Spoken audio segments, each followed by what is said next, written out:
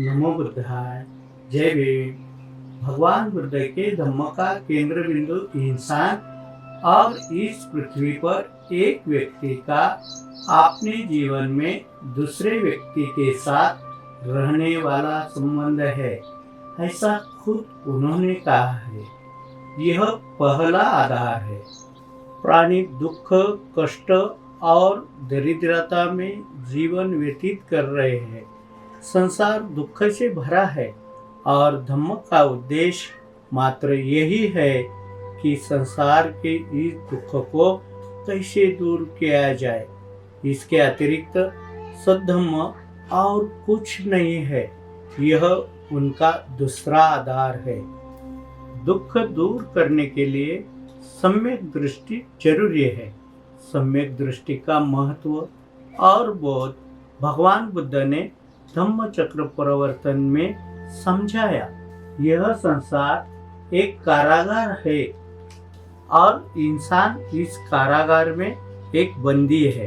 यह कारागार अंधकार से भरा हुआ है। इसमें इतना अधिक अंधकार है कि यहाँ कैदी को कुछ भी दिखाई नहीं देता है। कैदी को खुद कैदी होने की पहचान नहीं होती।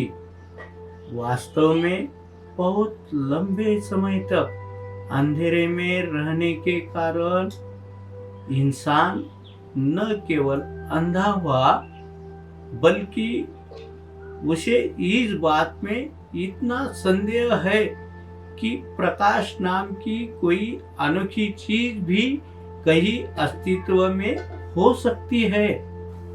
मन ही एक ऐसा साधन है जिसके माध्यम से आदमी को प्रकाश की प्राप्ति हो सकती है।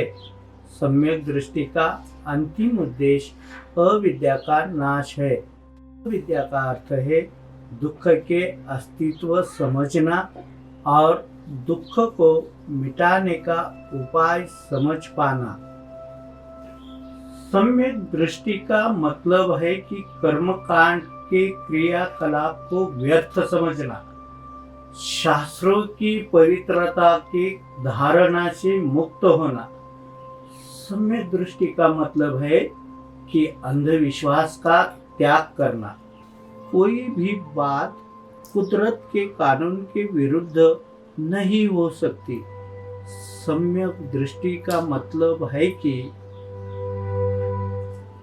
आदमी ऐसी सब मिथ्या धारणाओं से मुक्त होना जो कल्पना मात्र है और जिनका अनुभव या यथार्थता से किसी प्रकार का संबंध नहीं। सम्यक दृष्टि के लिए स्वतंत्र मन और स्वतंत्र विचार आवश्यक है। परित्राण पाठ करना सम्यक दृष्टि है या मिथ्या दृष्टि है? भदंत विमल कीर्ति गुणसरी के अनुसार परित्राण लफ्ज संस्कृत है। परित्राण का मतलब स्वर्ग में जाना, मोक्ष प्राप्त करना होता है और यह ईश्वर करता है।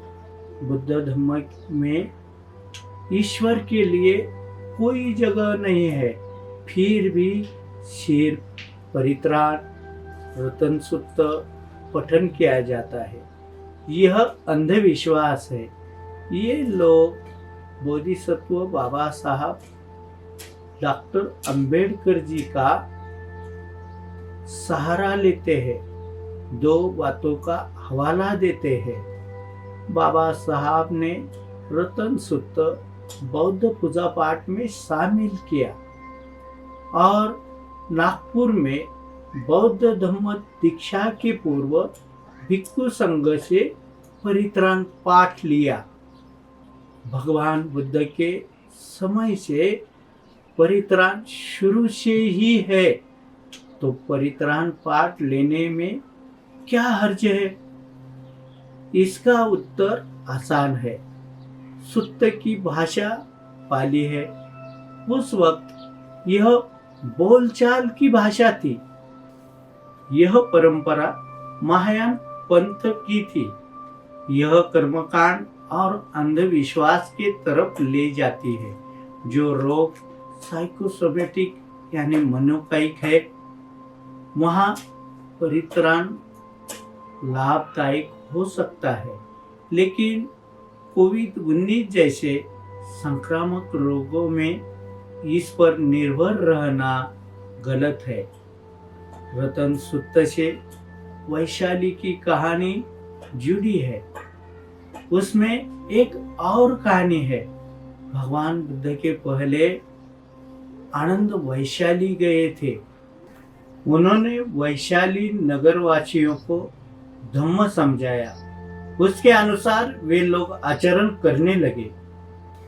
आह्वान सूत्र यही बताता है, परित्राण के साथ प्रज्ञा आवश्यक है, नहीं तो अंधविश्वास, मिथ्या दृष्टि उत्पन्न होती है। भगवान बुद्ध और उनका धम्म ग्रंथ में 8वां खंड दूसरा भाग के 7वें विभाग में रोगी के प्रति चिंता में 4 उदाहरण है। बुद्ध वचन अच्छे हैं। जो रोगी की सेवा करता है वह मेरी सेवा करता है। धम्म को देखने वाला मुझे देखता है।